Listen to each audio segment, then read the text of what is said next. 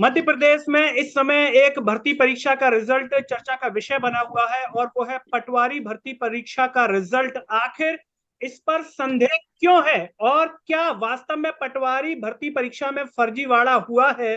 अगर हुआ है तो क्या आगामी भर्ती परीक्षाओं में भी फर्जीवाड़े के चांस हैं? ऐसे बहुत सारे सवाल हैं जो बच्चों के मन में चल रहे हैं। उन सारे सवालों के जवाब हम जानेंगे एडवोकेट दिनेश सिंह चौहान जी से, जो कि बेरोजगारों की आवाज बनते हैं, हमेशा मुद्दों पर खुलकर के बात करते हैं। मध्य प्रदेश की राजधानी भोपाल से हमारे साथ जुड़ रहे हैं और सभी से एक अपील है कि इस आवाज को सब्सक्राइब कीजिएगा, वीडियो को हर जगह शेयर कीजिएगा। दिनेश जी, बहुत बहुत स्वागत है सरल टॉक में। सबसे पहला सवाल मेरा यही है कि क्यों संदेह किया जाए पटवारी भर्ती परीक्षा के रिजल्ट पर? बिल्कुल संदेह किसमें। इसमें संदेह नहीं किया जाए, ये जी। तो यकीन में है, सच में है वो। फर्जीवाड़ा खुद व्यापम ने खुद बताया कि फर्जीवाड़ा हमने किया है। इसलिए हम टॉपर्स के नाम नहीं बता रहे हैं, ना ही टॉपर्स की लिस्ट जारी कर रहे हैं, क्योंकि टॉपर की लिस्ट अगर जारी कर देंगे तो पता चलेगा कि इनका कि जिन लोगों की स्क्रीनशॉट वायरल है वही है।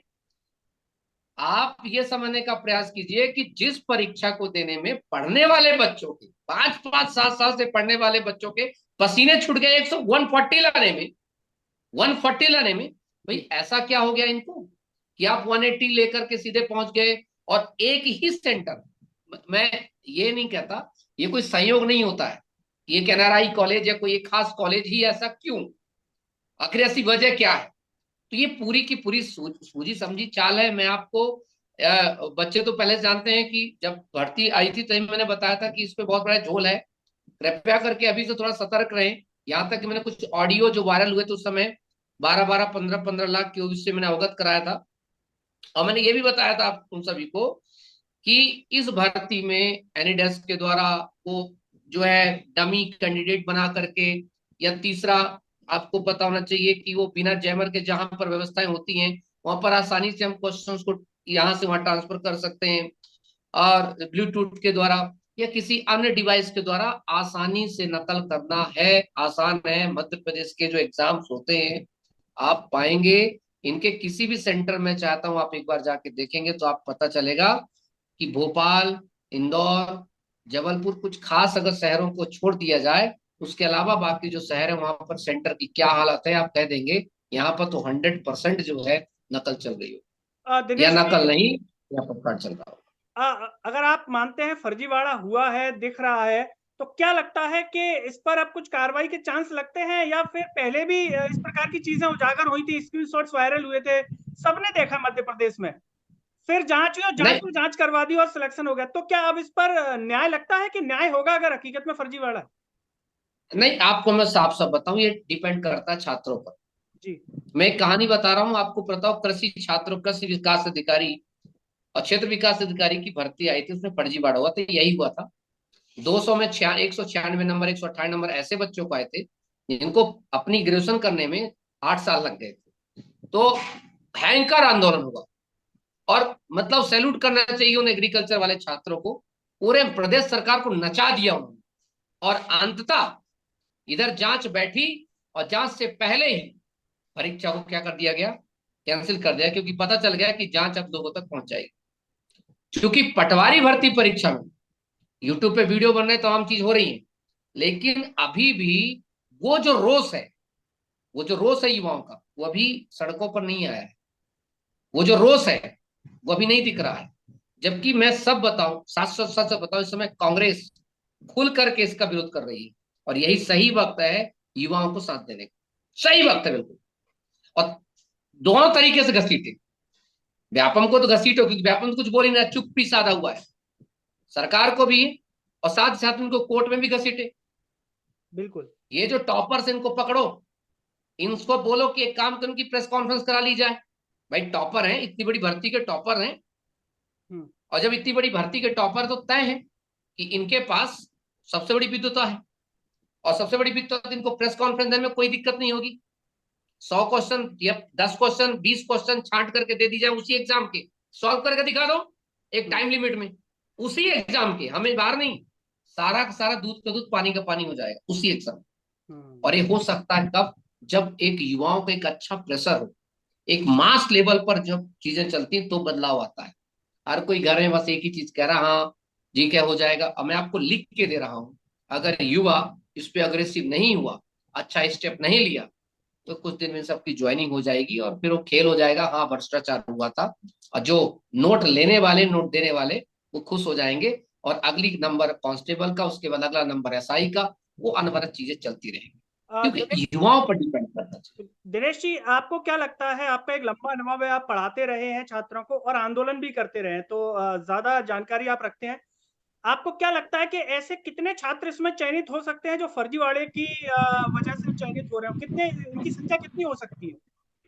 देखो, अगर मान लीजिए एग्जाम्पल के लिए 6,000 सीटें हैं, तो हम्म। आप मान के चल, कम से कम मिनिमम से मिनिमम 1 से 2 हजार ऐसे कैंडिडेट्स जो हैं, ये इनको किया ही किया जाता है।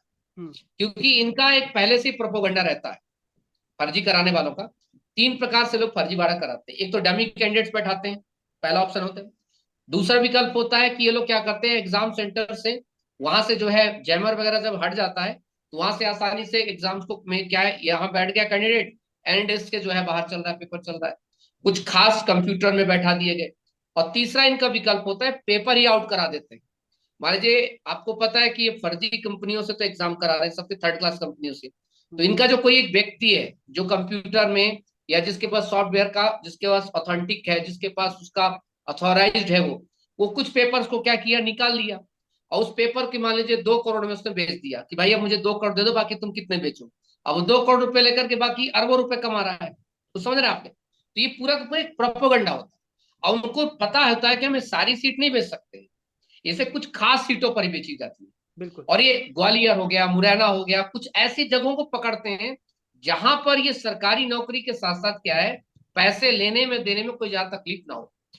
अक्सर आप देखना, ग्वालियर, मुरैना, भिंड, ये बेल्ट क्यों ऐसा होता है, इसके पीछे ही बच्चे समझ नहीं पा रहे इसका लॉजिक। इसका लॉजिक ये है कि राजस्थान, उत्तर प्रदेश, बिहार, ये जो नकल करवाने वाले हैं, जो स्कैम कराने वाले हैं, वो आसानी से आते हैं और बॉर्डर क्रॉस करके चले जाते हैं। हम्म। फिर एमपी पुलिस के पसीने छूट जाते हैं उनको पकड़ने। पकड़ने। भाई वो आए, हमला किया और निकल गए, पता नहीं कितने साल तक तो यहाँ से पहले पुलिस पहुंचेगी भिंड मुरैना, और फिर कब यहाँ के डीजीपी से, सरकार से, क्योंकि एक राज्य से दूसरे राज्य को पकड़ने के लिए बड़ी ऊपर ले परमिशन दिनेश लगानी जी, पड़ती है। जैसा कि आपने अभी चर्चा में जिक्र किया थर्ड क्लास जो एग्जाम कराने वाली कंपनी है, तो जरा ये बताइए कि पहले जब व्यापम के थ्रू एग्जाम होता था तो एडुकेटी का नाम आ रहा था, अब तो कर्मचारी चयन मंडल हो गया है, तो क्या वही संस्था पेपर करवा रही है या बदल गई है उसके बाद? हाँ, इनके पास संस्थाएं वही है जो पहले एग्जाम करा रही थी। ये हर, यानी कि देखो केवल ये नाम लोग बदल क्या दिया गया करते है हैं, बस? सुनिए, ये लोग बिडिंग करने नहीं है, ऐसा नहीं है।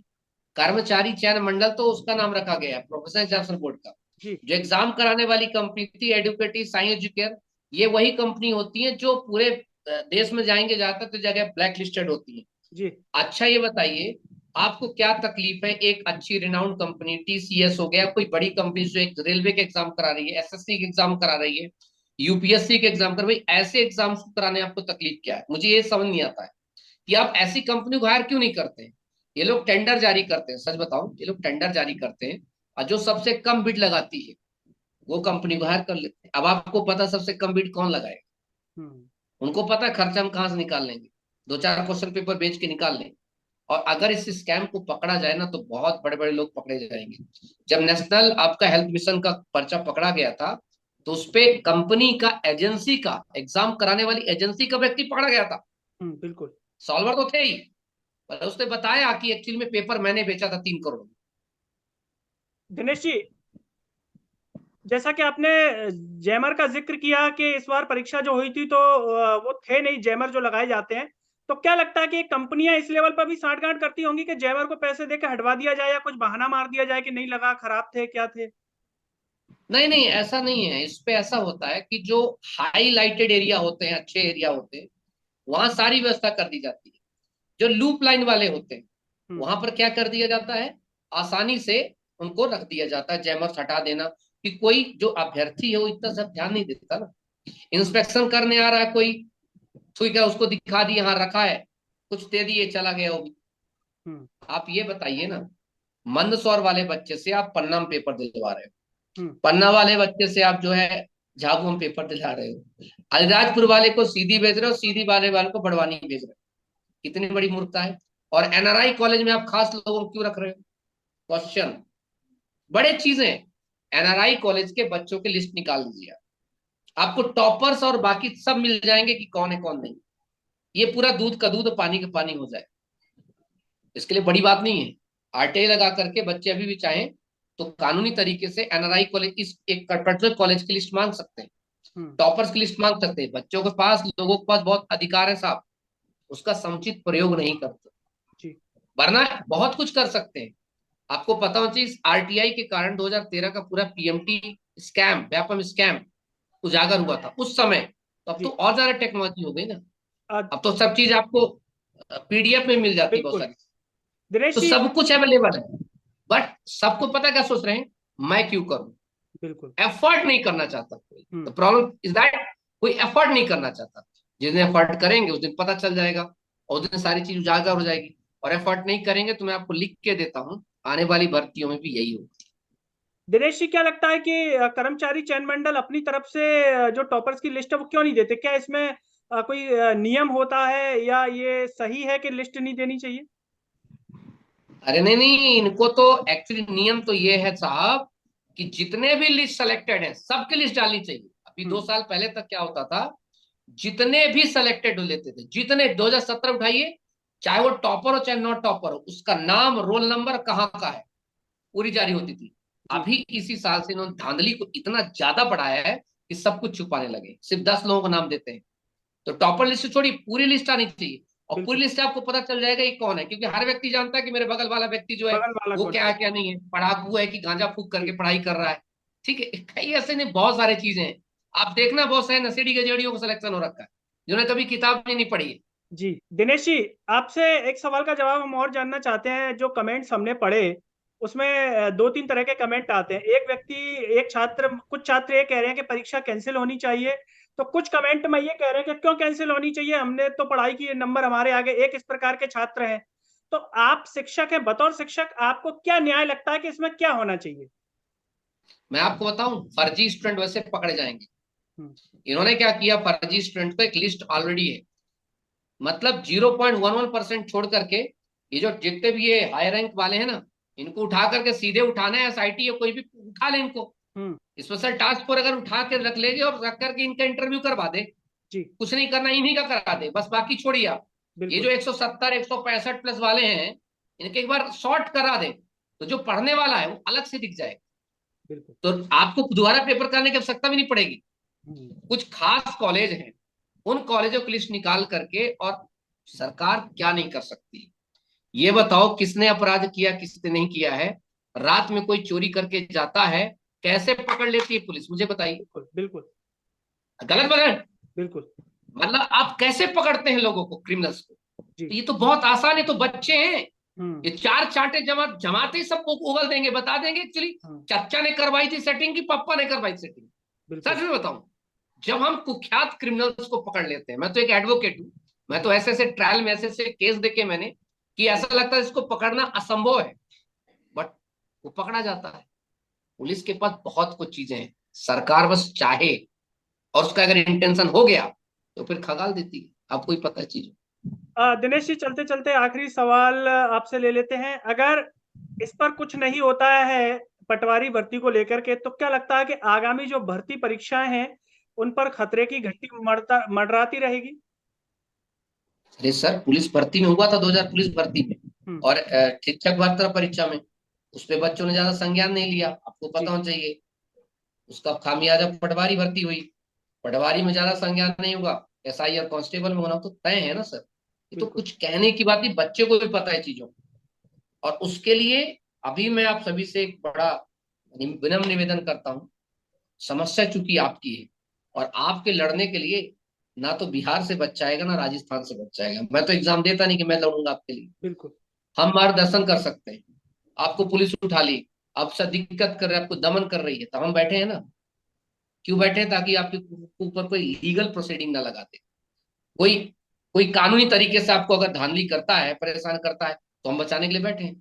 पर एक्चुअली अगर ये सोचो, ये वकील साहब खुद केस वो खुद आंदोलन करने जाए, तो तुम्हें बचाएगा कौन? तो फैक्ट बहुत बहुत सिंपल क्लियर है कि 13-14 लाख बच्चे हो, 1 लाख भी अगर उतर गए तो सरकार घुटनों पर मतलब माथा रगड़ने लगेगी। पहले उतने उतने तो सही, प्रश्न ये है जी। तो जो भी दर्शक हमारा ये कार्यक्रम देख रहे हैं, पटवारी भर्ती परीक्षा के रिजल्ट पर आपका क्या कहना है, क्या सोचना है, और दिनेश जी ने जो बातें कही उन पर आपका क्या कहना है, कमेंट बॉक्स में अपनी राय जरूर दीजिए। वीडियो को हर जगह शेयर कीजिए, ट्विटर, टेलीग्राम, इंस्टाग्राम, सभी जगह, जिससे हर नागरिक तक पटवारी भर्ती का ये मामला पहुंचे, सरकार तक भी पहुंचे, और हो सकता है कि छात्रों के साथ न्याय हो सके। मुझे और दिनेश जी को दीजिए इजाजत। नमस्कार।